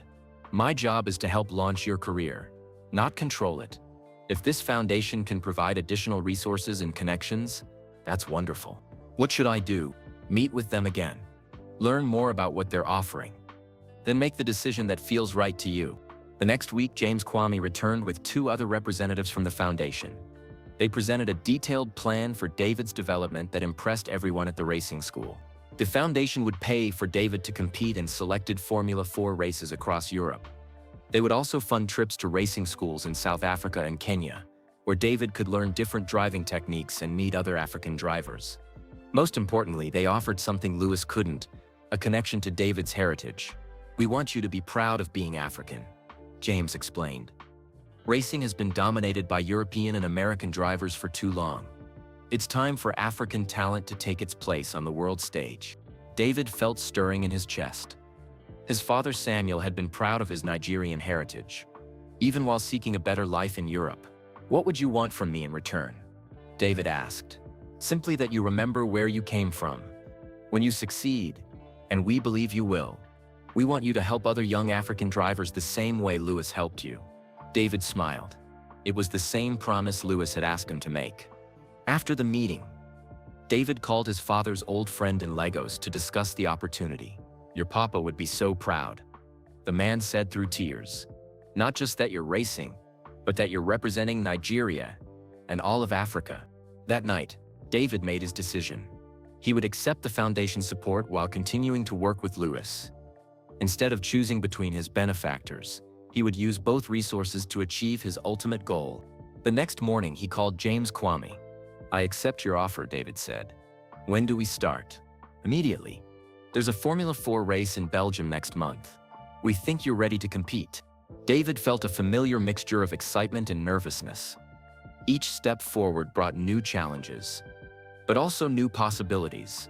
6 months ago, he had worn Lewis's old racing suit while living in a parking garage, dreaming of possible things.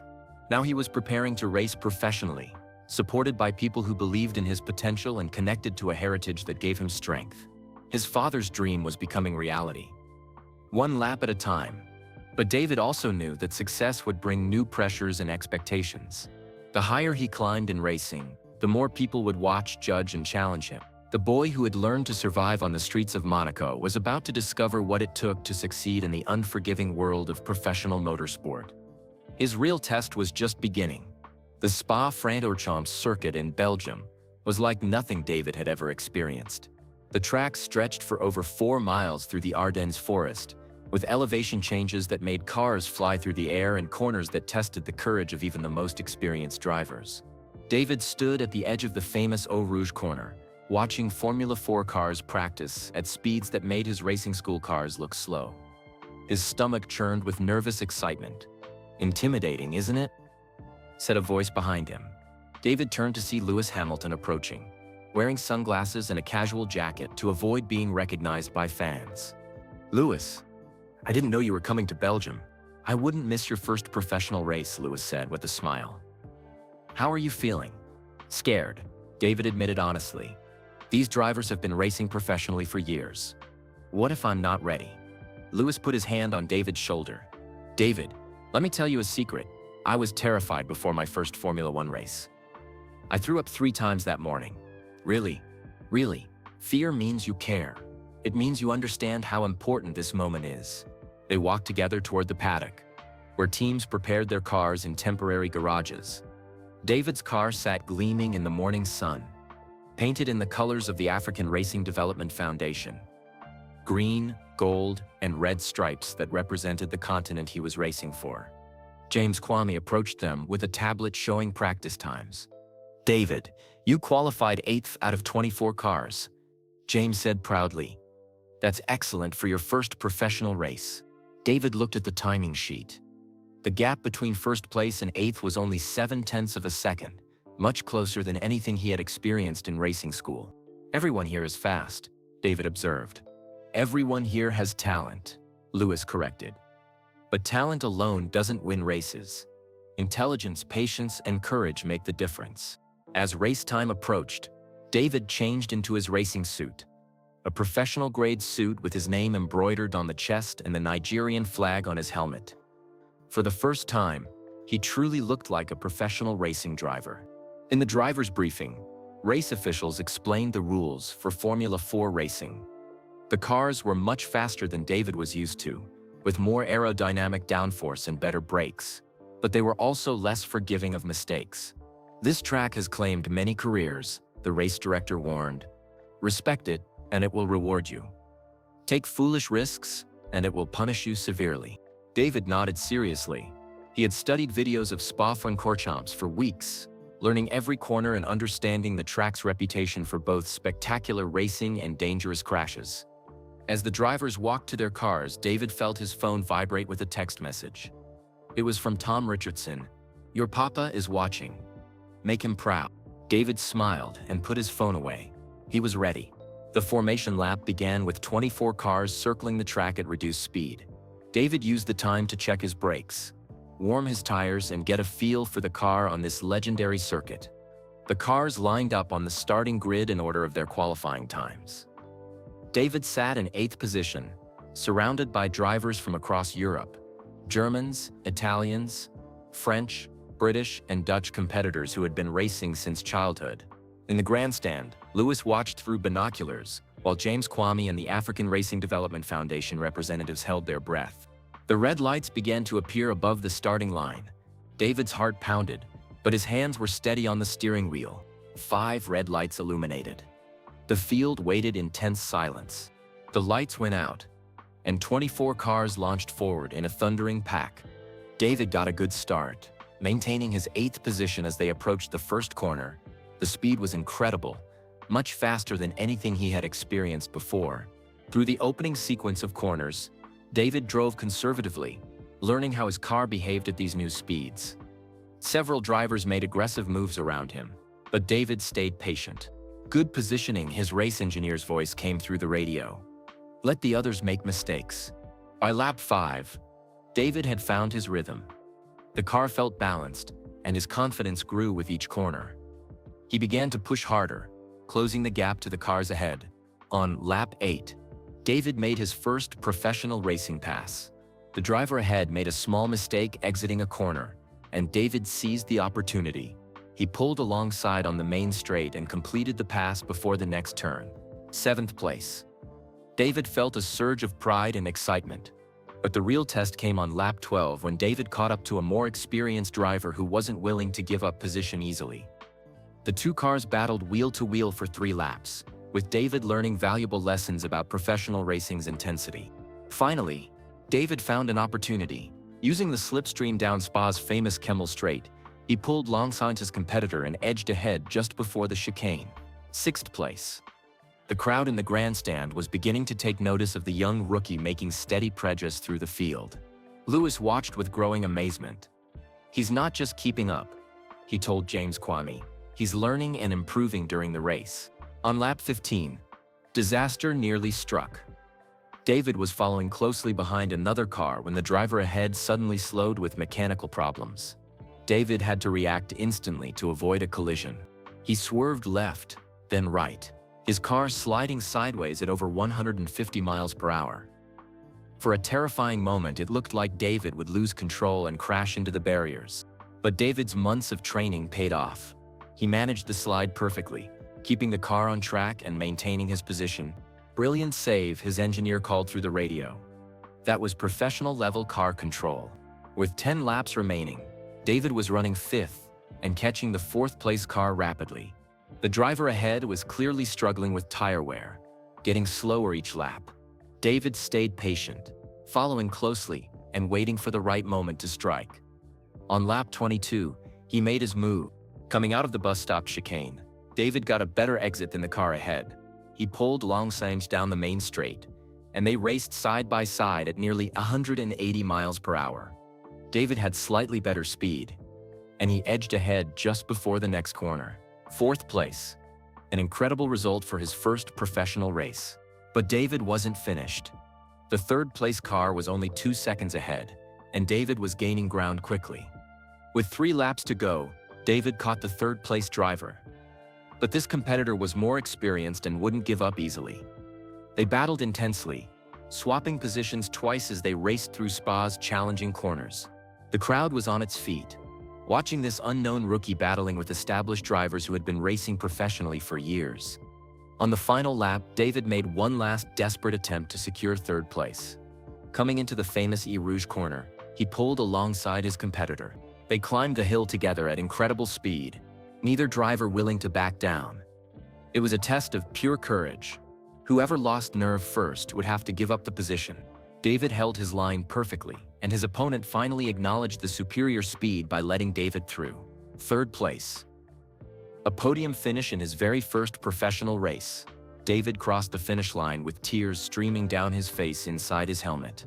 From sleeping in parking garages to a professional racing podium in less than a year. It seemed impossible, but it was real. He pulled into the pit area where James Kwame and the African Racing Development Foundation team waited with huge smiles. But David looked around for Lewis, needing to share this moment with the man who had made it all possible. Lewis pushed through the crowd and reached David just as he climbed out of his car. "How does it feel to be a professional podium finisher?" Lewis asked, his own voice thick with emotion. "Incredible," David said, pulling off his helmet. "Thank you for believing in me when no one else would." Lewis smiled, but David noticed something different in his expression. There was pride, yes, but also something deeper. Something that looked almost like relief. "Lewis, is everything okay?" David asked. "Actually, David, there's something I need to tell you. Something I should have told you months ago." They walked to a quiet area behind the team's temporary garage, away from the crowd and cameras. "What is it?" David asked, suddenly nervous. Lewis took a deep breath. "David, when I first saw you wearing my old racing suit in Monaco, I said you reminded me of myself when I was young." "Yes, I remember. That was true, but it wasn't the whole truth." Lewis paused, struggling to find the right words. "David, your father Samuel, I knew him." David stared at Lewis in shock. "What? How is that possible?" "During the 2019 Monaco Grand Prix weekend, your father worked as a temporary mechanic for one of the teams. We met briefly when I was walking through the paddock late one evening." David's mind raced, trying to process this information. "Your father approached me very respectfully," Lewis continued. "He told me about bringing you to Europe, about his dreams for your future. He said he had a son who loved racing and dreamed of being like me someday." "Papa talked to you? About me?" Lewis nodded. "He was so proud, David. He showed me a photo of you from his wallet. A picture of you watching a Formula One race on television in Lagos, wearing a homemade racing helmet." David remembered that photo. His father had kept it in his wallet for years. "Samuel asked me if I thought it was possible for a boy like you to make it in racing. I told him that with enough talent and determination, anything was possible." Lewis's voice became softer. "Your father said something that stayed with me. He said, 'My son has the heart of a champion, but we have no money for racing. I pray that someday someone will give him the chance you were given.'" David felt tears coming to his eyes. "Why didn't you tell me this before?" "Because I wanted you to succeed on your own merit, not because you felt obligated to fulfill your father's wishes. I wanted you to choose racing because you loved it, not because of guilt or pressure. So when you saw me in Monaco, I recognized you immediately from that photo your father showed me. But more than that, I remembered the promise I made to myself that night after meeting Samuel." "What promise?" Lewis looked directly into David's eyes. "I promised that if I ever had the chance to help Samuel Okafor's son, I would do everything in my power to give you the opportunities your father dreamed of." David sat down on a tire barrier, overwhelmed by this revelation. Everything made sense now. Lewis's immediate willingness to help, his unwavering support, his emotional investment in David's success. "So this was all about Papa?" David asked quietly. "It started because of your father," Lewis said, "but it continued because of you. Your talent, your character, your determination. Those are your own. Samuel gave you the dream, but you're the one making it reality." David looked up at Lewis. "Does this change anything?"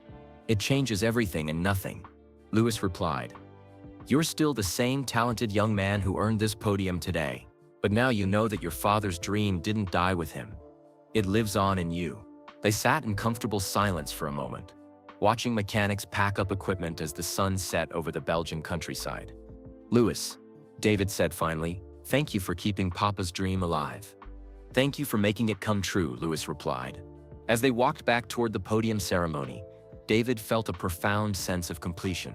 He had won his first professional podium, but more importantly, he had discovered the deeper connection that bound him to his mentor. His father's conversation with Lewis Hamilton had planted a seed that day in Monaco. David's talent and determination had made it grow. Now, as David prepared to stand on his first professional podium, he knew that both his father's sacrifice and Lewis's generosity had led to this moment.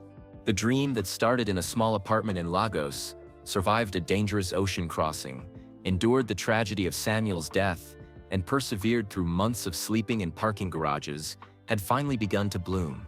David Okafor was no longer just a boy wearing someone else's racing suit and dreaming of impossible things. He was a professional racing driver with a podium finish to his name and an unlimited future ahead of him. And somewhere, David knew his father was watching and smiling with the pride of a man whose greatest dream had had his son's reality. That was the end of this incredible story about Lewis Hamilton and David Okafor, a tale that reminds us how one act of kindness can change two lives forever.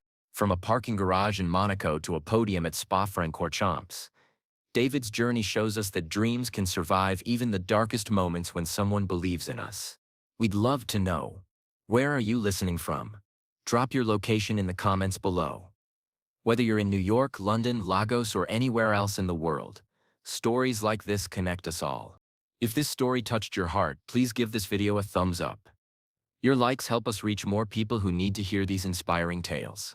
Don't forget to subscribe to our channel and hit that notification bell for more amazing stories about courage, kindness, and never giving up on your dreams. Most importantly, share this video with your friends and family. Spread the kindness and awareness that every person deserves a chance to chase their dreams, no matter where they come from. Because sometimes, the most powerful thing we can do is believe in someone else's impossible dream. Thanks for listening, and we'll see you in the next story.